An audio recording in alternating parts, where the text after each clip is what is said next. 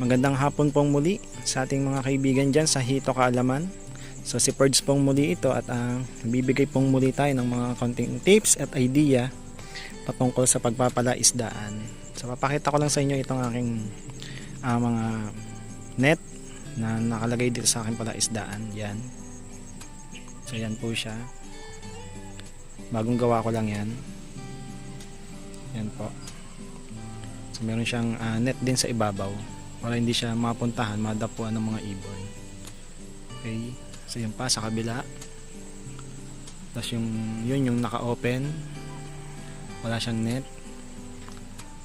Tapos ito din po. Tapos ito din, napuno na ng kangkong. Yan, mahaba po yan.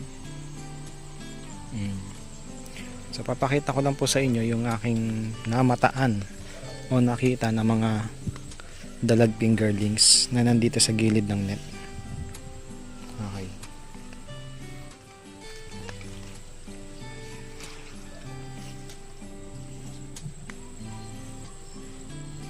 Yan, no?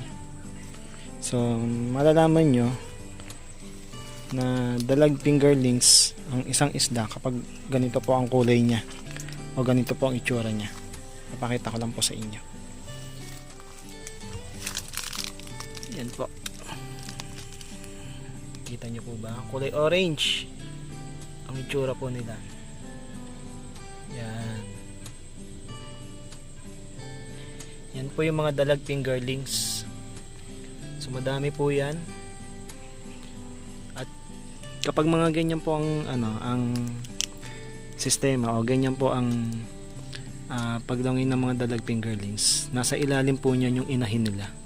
So binabantayan lang po sila ng inahin nila sa ilalim. Sundan natin sila. Yan, mainit na.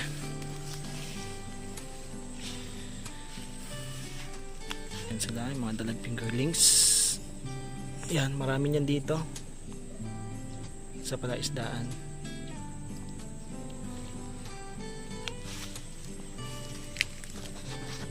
Yan, yan sila, oh. Baka mahulog tong cellphone ko. Huwag naman sana. Yun, no? Nasa ilalim lang yan yung kanilang inahin. Yan. Madami yan. Madami yan sa ilalim.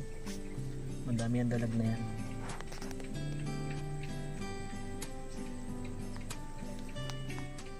Yan, tapos makikita nyo rin din po dito sa palaisdaan itong mga golden kohol. Yan po, yan yung mga golden kohol na tinatawag.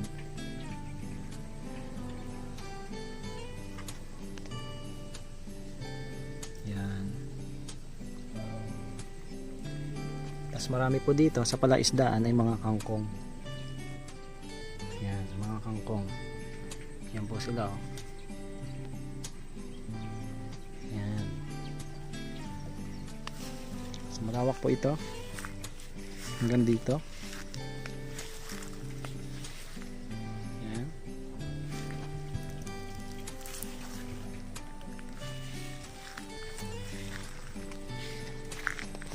So yun, pinakita ko lang po sa inyo yung dalag fingerlings. So maraming salamat po sa patuloy na panonood at suporta po, at God bless po sa inyong lahat.